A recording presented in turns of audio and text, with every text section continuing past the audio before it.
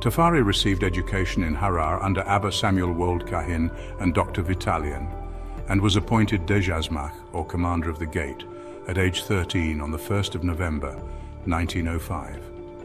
After his father's death in 1906, he began his political journey. Tafari's initial governorship of Selassie in 1906 was nominal, allowing him to continue his studies. In 1907, he governed parts of Sidamo province and allegedly fathered a daughter, Princess Romanowork, with 𝐂𝐲𝐬𝐿. Following his brother Yelma's death, Tafari became governor of Harar around 1910, succeeding the ineffective administration of Dejazmach Balcha Safo.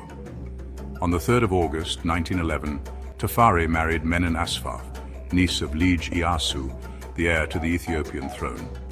Menen, aged 22, had 2 prior marriages, while Tafari, 19, had one. Their union, lasting 50 years, was seen as a political alliance, though family accounts emphasized mutual consent. Tafari played a key role in the movement to depose 𝐂𝐲𝐬𝐿, designated but uncrowned emperor from 1913 to 1916. 𝐸𝐻𝐿's controversial behavior, including a perceived shift toward Islam, alienated Ethiopian Orthodox leaders and nobles. On the 27th of September 1916, 𝐸𝐻𝐿 was deposed with support from conservative and progressive factions. Empress Zewditu, Menelik II's daughter, was named ruler, and Tafari was appointed crown prince and regent plenipotentiary, becoming the de facto ruler.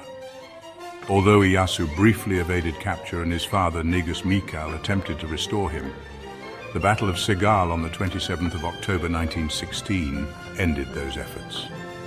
Tafari's growing influence contrasted with Zewditu's focus on religious duties, allowing him to consolidate power.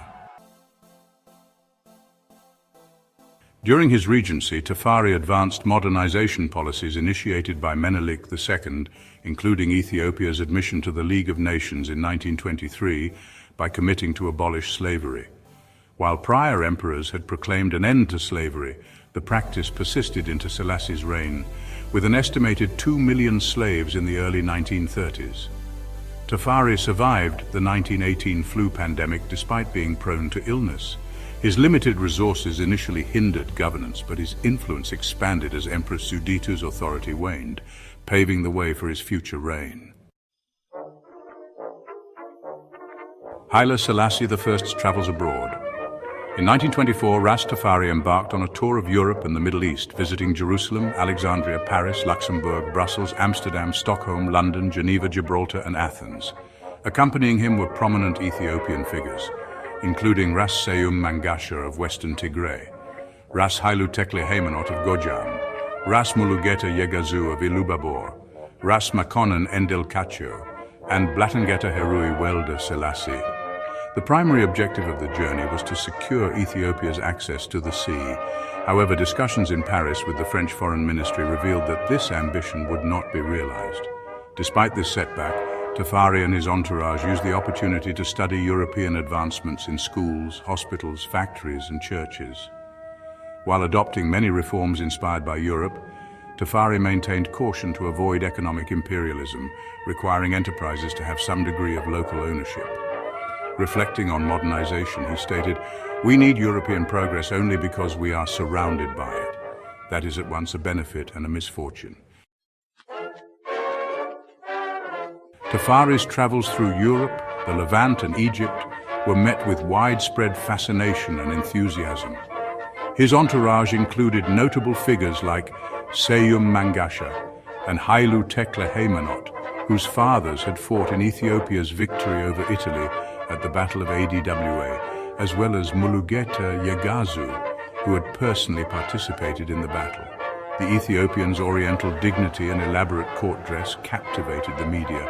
Adding to the spectacle, Tafari brought a pride of lions, which he gifted to leaders such as French President Alexandre Millerand, British Prime Minister Raymond Poincaré, and King George V, as well as to the Paris Zoological Garden. In exchange for 2 lions, the United Kingdom returned the imperial crown of Emperor Tewodros II, taken during the 1868 expedition to Abyssinia, for its delivery to Empress Zewditu. During the trip, 𝐂𝐿𝐴 visited the Armenian monastery in Jerusalem, where he adopted 40 Armenian orphans, survivors of the Armenian genocide. Known as the 𝐂𝐤𝐿𝐴, 40 children, these orphans received musical training under 𝐂𝐿𝐴's arrangement and later formed Ethiopia's imperial brass band. In 1928, 𝐵, later known as Haile Selassie, faced a significant challenge to his authority. Dejaczmak Balkasafo, governor of Sidamo province, defied 𝐵's regulations, withholding revenue and arriving in Addis Ababa with a large armed force. 𝐵 strategically neutralized Balcha by having Ras Kasa Haile Selassie buy off his troops and replaced him as governor. This incident bolstered Empress Zewditu's political standing, leading her to accuse 𝐵 of treason. However, a coup attempt by palace reactionaries in September 1928 ended in failure, with 𝐵's forces ultimately prevailing. On October 7, 1928, Zewditu crowned 𝐵 as Negus, or king. Upon Zewditu's death, 𝐵 ascended to the throne as Emperor Haile Selassie, proclaimed Negus Negest, or King of Kings of Ethiopia. His coronation on November 2, 1930, at St. George's Cathedral in Addis Ababa was an extravagant event attended by global dignitaries, including the Duke of Gloucester, Marshal Louis Franchet d'Espèrey of France, and representatives from Egypt, Turkey, Sweden, Belgium, Japan, and the United States. American travel lecturer Burton Holmes documented the ceremony on film, and British author Evelyn Waugh provided a detailed report. The coronation incurred significant expenses, with reports suggesting costs exceeding $3 million. Haile Selassie distributed lavish gifts, including a gold-encased Bible sent to an American bishop. On July 16, 1931, Haile Selassie introduced Ethiopia's first written constitution, which created a bicameral legislature and concentrated power in the hands of the nobility. Although it aimed to transition toward democracy, the constitution limited succession to Selassie's descendants, excluding other dynastic princes. In 1932, Ethiopia formally absorbed the Sultanate of Jimma after the death of Sultan Abba Jifar II. During the 1930s, Benito Mussolini's fascist regime sought to avenge Italy's prior defeat in the First Italo-Abyssinian War and unite its colonies in Eritrea and Italian Somaliland by conquering Ethiopia. Following the 1934 Welwel incident, Haile Selassie mobilized Ethiopian forces, but the technologically superior Italian military, equipped with chemical weapons, launched an invasion in October 1935. Despite initial Ethiopian successes during the Christmas offensive, the Italians ultimately defeated the Ethiopian forces, culminating in the Battle of 𝐂𝐿𝐴 in March 1936. After Ethiopia's northern armies were destroyed and Addis Ababa became indefensible, Haile Selassie decided to leave Ethiopia to present his case to the League of Nations. On May 2, 1936, he departed with his family for French Somaliland. 5 days later, Italian forces entered Addis Ababa and Mussolini declared Ethiopia an Italian province, installing Victor Emmanuel III as emperor. Haile Selassie and his entourage first traveled to Jerusalem, emphasizing their Solomonic dynasty's connection to the House of David.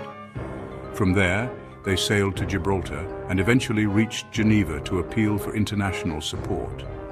However, the League of Nations' collective security measures proved ineffective against Italy's aggression. On May 12, 1936, Haile Selassie addressed the League of Nations to appeal against Italy's invasion. Italy, in protest, withdrew its delegation. Although fluent in French, Selassie delivered his speech in Amharic, accusing Italy of using chemical weapons against military and civilian targets. Earlier that year, Time magazine named Selassie Man of the Year for 1935, and his speech in June 1936 made him a global symbol for anti-fascists. Despite this recognition, he failed to secure the international support he needed. The League imposed only partial sanctions on Italy, and key nations recognized Italy's occupation by 1937, except for 6 countries, including the Soviet Union and the United States. During his exile from 1936 to 1941, Selassie lived in Fairfield House, Bath, England. He spent his days walking with 𝐂𝐭 Haile Selassie I and studying diplomatic history. It was during this period that he began his 90,000-word autobiography. Before settling in Bath, he briefly stayed in Worthing and Wimbledon. A bust commemorating Selassie's time in Wimbledon became a pilgrimage site for the Rastafari community until it was destroyed in 2020. During his stay in Malvern, his family attended local schools and he visited Holy Trinity Church. A blue plaque was unveiled in Malvern in 2011, with Rastafari representatives participating in the ceremony. Selassie countered Italian propaganda during his exile, condemning the desecration of religious sites and artifacts and speaking out against Italian atrocities. His appeals for international intervention were mostly ignored until Italy joined World War II on the German side in 1940. Support for Ethiopia grew among African American organizations, and Selassie addressed the American public in 1937, despite suffering a fractured knee in an accident. His address emphasized diplomacy and goodwill, linking Christianity with the League of Nations principles. Selassie faced personal tragedies during this time.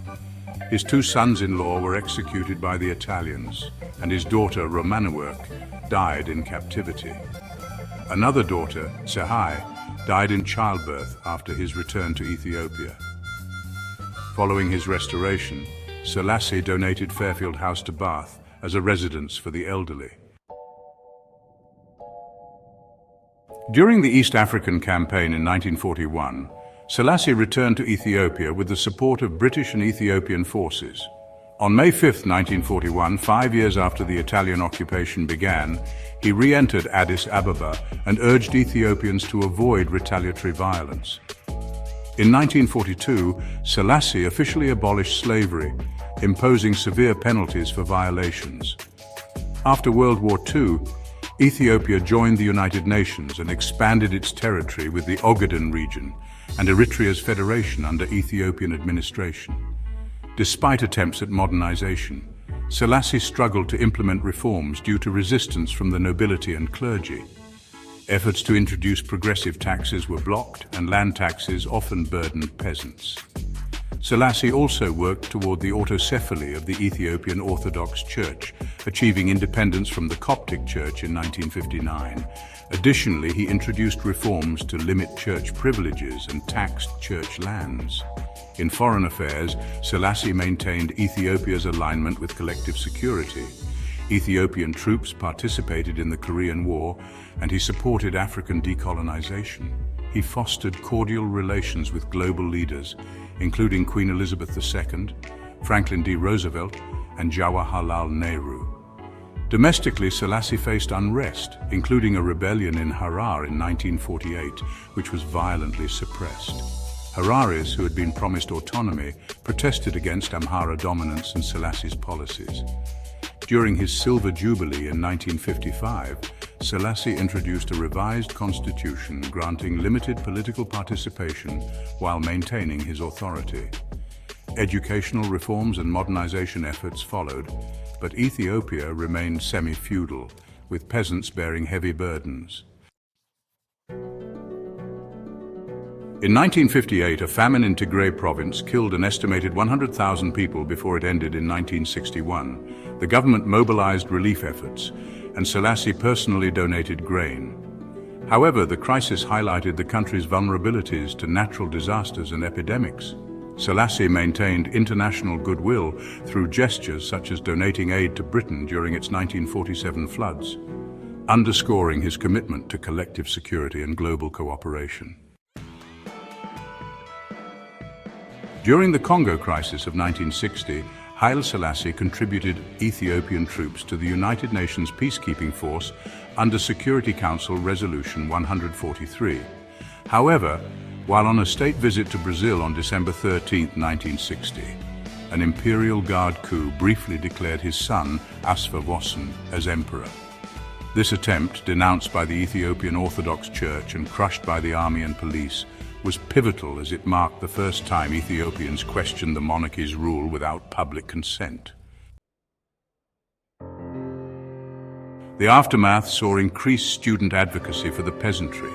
spurring Selassie to implement reforms, including land grants to political groups and officials. Selassie maintained strong ties with the West and advocated for African decolonization. Eritrea's political future was contentious, with the United Nations eventually federating it with Ethiopia through Resolution 390-V in 1950. Tensions later escalated into the Eritrean War of Independence from 1961 to 1991.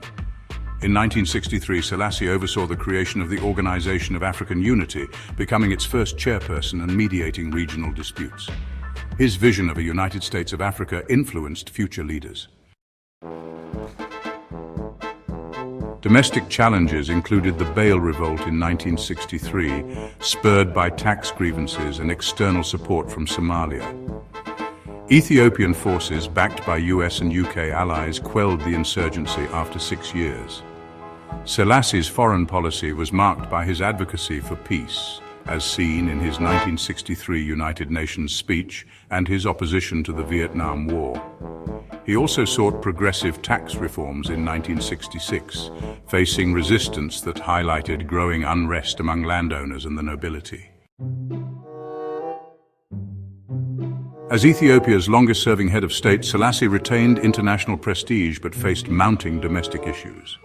Student protests, fueled by exposure to leftist ideologies and resistance from conservative institutions, hindered his land reforms. Ethiopia received significant foreign aid with $140 million allocated to the military and $240 million for economic development. Despite these efforts, civil liberties remained restricted and human rights abuses increased during conflicts with Eritrean separatists. Famine struck Ethiopia, particularly Wollo and Tigray, between 1972 and 1974, leading to tens of thousands of deaths. Reports conflict on whether Selassie fully understood the famine's severity. The crisis, compounded by corrupt officials, rising oil prices and unemployment, eroded public support. Military discontent grew, culminating in the resignation of Prime Minister 𝐂𝐤𝐿 in 1974, replaced by 𝐂𝐤𝐭𝐡. The Derg, a military committee, capitalized on the unrest to oust Selassie on September 12, 1974. The 82-year-old emperor was placed under house arrest and much of his family was imprisoned. The Derg's consolidation of power led to the execution of 60 former officials, including Selassie's grandson, Rear Admiral Iskinder Desta, in what became known as Black Saturday. The monarchy's legitimacy was formally revoked, ending the Solomonic dynasty. Selassie's final years were marked by imprisonment and political isolation, with the collapse of his regime symbolizing a broader shift in Ethiopian governance. His legacy, while complex, remains a significant chapter in Ethiopia's history. Haile Selassie championed the advancement of Ethiopian art, believing it was crucial to the nation's reconstruction. He encouraged a contemporary approach to traditional art forms, particularly those associated with the Ethiopian Orthodox Church. Selassie supported artists like 𝐂𝐤𝐭𝐡 who gained international recognition and portrayed Ethiopian life through his works. He also funded art programs and provided scholarships, benefiting artists such as Haile Selassie I and 𝐂𝐤𝐭𝐡. Selassie often visited Bishoftu to appreciate the work of Ethiopian painters, including Lema Guya, whose military-themed art gained his admiration. Guya later joined the Air Force while continuing his artistic pursuits under Selassie's patronage. Selassie also played a pivotal role in the performing arts, establishing Ethiopia's first theatre house in 1935 and inaugurating the National Theatre in Addis Ababa in 1955. His literary contribution includes the autobiography My Life and Ethiopia's Progress, written during and after his exile in the Second Italo-Ethiopian War, though parts of it were likely compiled by officials. If you enjoyed this video, please subscribe to our channel, Africarized, to help us reach more people and create more great content about Africa. Under Selassie's reign, Ethiopia saw a rise in international sports participation.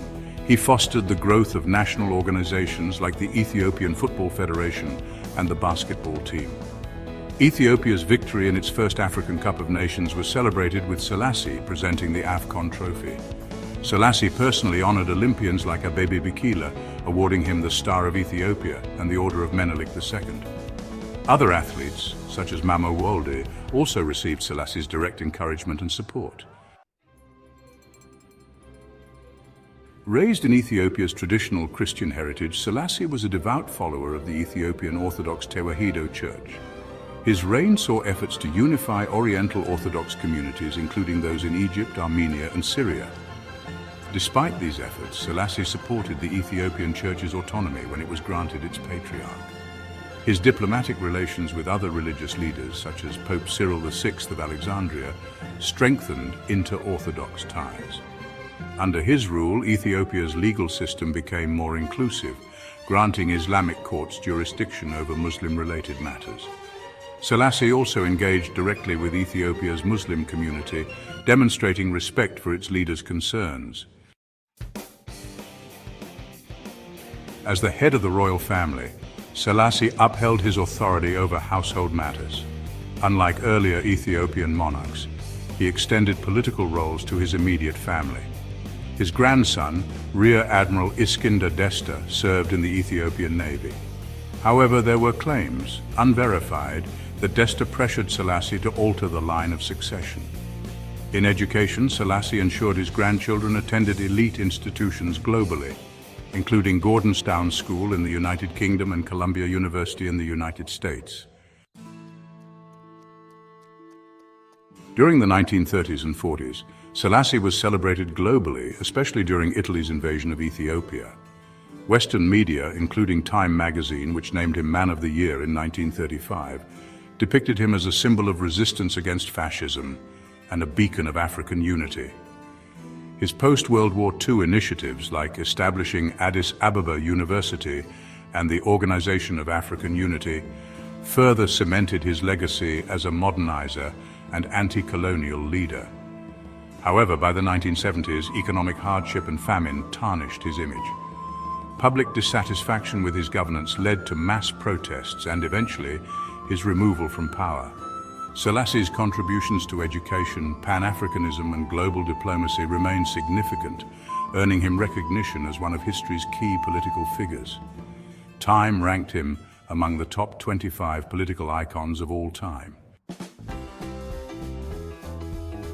Numerous tributes to Selassie exist, particularly in Ethiopia, where a 2019 memorial was unveiled at the African Union headquarters, honoring his efforts in Pan-Africanism. Unity Park in Addis Ababa features a wax statue of him, while schools and roads in countries like Jamaica and Kenya bear his name. However, his legacy remains contentious. In 2020, a bust of Selassie was destroyed by protesters, reacting to the killing of Oromo singer 𝐂𝐤𝐿 Hundessa. Selassie's impact extends into popular culture with his depiction in video games, songs, and films. Notable works include Teddy Afro's nationalistic song Haile Selassie and a 2024 biopic where Selassie appears in Rastafarian lore. His image has been immortalized through art and photography, ensuring his place in history as a complex and transformative figure. During the Congo crisis of 1960, Haile Selassie contributed Ethiopian troops to the United Nations peacekeeping force under Security Council Resolution 143. However, while on a state visit to Brazil on December 13, 1960, an Imperial Guard coup briefly declared his son, Asfa Wossen, as emperor. This attempt, denounced by the Ethiopian Orthodox Church and crushed by the army and police, was pivotal as it marked the first time Ethiopians questioned the monarchy's rule without public consent. The aftermath saw increased student advocacy for the peasantry, spurring Selassie to implement reforms, including land grants to political groups and officials. Selassie maintained strong ties with the West and advocated for African decolonization. Eritrea's political future was contentious, with the United Nations eventually federating it with Ethiopia through Resolution 390-V in 1950. Tensions later escalated into the Eritrean War of Independence from 1961 to 1991. In 1963, Selassie oversaw the creation of the Organization of African Unity, becoming its first chairperson and mediating regional disputes. His vision of a United States of Africa influenced future leaders. Domestic challenges included the Bail Revolt in 1963, spurred by tax grievances and external support from Somalia. Ethiopian forces, backed by US and UK allies, quelled the insurgency after 6 years. Selassie's foreign policy was marked by his advocacy for peace, as seen in his 1963 United Nations speech and his opposition to the Vietnam War. He also sought progressive tax reforms in 1966, facing resistance that highlighted growing unrest among landowners and the nobility. As Ethiopia's longest-serving head of state, Selassie retained international prestige but faced mounting domestic issues. Student protests, fueled by exposure to leftist ideologies and resistance from conservative institutions, hindered his land reforms. Ethiopia received significant foreign aid with $140 million allocated to the military and $240 million for economic development. Despite these efforts, civil liberties remained restricted, and human rights abuses increased during conflicts with Eritrean separatists. Famine struck Ethiopia, particularly Wollo and Tigray, between 1972 and 1974, leading to tens of thousands of deaths. Reports conflict on whether Selassie fully understood the famine's severity. The crisis, compounded by corrupt officials, rising oil prices and unemployment, eroded public support. Military discontent grew, culminating in the resignation of Prime Minister 𝐂𝐤𝐿 in 1974, replaced by 𝐂𝐤𝐭𝐡. The Derg, a military committee, capitalized on the unrest to oust Selassie on September 12, 1974. The 82-year-old emperor was placed under house arrest and much of his family was imprisoned. The Derg's consolidation of power led to the execution of 60 former officials, including Selassie's grandson, Rear Admiral Iskender Desta, in what became known as Black Saturday. The monarchy's legitimacy was formally revoked, ending the Solomonic dynasty. Selassie's final years were marked by imprisonment and political isolation, with the collapse of his regime symbolizing a broader shift in Ethiopian governance. His legacy, while complex, remains a significant chapter in Ethiopia's history. Over his 58 years of leadership from 1916 to 1974, as regent and later emperor of Ethiopia, Haile Selassie received a vast array of honors and decorations from Ethiopia and other nations. His extensive travels and diplomatic engagements made him one of the most decorated individuals in history. The Guinness Book of World Records once recognized him as the most decorated person ever. Titles and styles. 23rd July 1892 to 1st November 1905. 𝐂𝐤𝐿, 1st November 1905 to 11th February 1917. 𝐷𝐸𝐺𝐻𝐿, 11th February 1917 to 7th October 1928. Balimulu, Sultan. Enderaseleul Rastafari Makonnen, 7th October 1928 to 2nd November 1930. Negus Tafari Makonnen, 2nd November 1930 to 12th September 1974, by the conquering Lion of Judah. His Imperial Majesty Haile Selassie I, King of Kings, Lord of Lords, elect of God, 134th Christian ruler of Ethiopia. On 21st January 1965, he was venerated as Defender of the Faith by Oriental Orthodox Church patriarchs.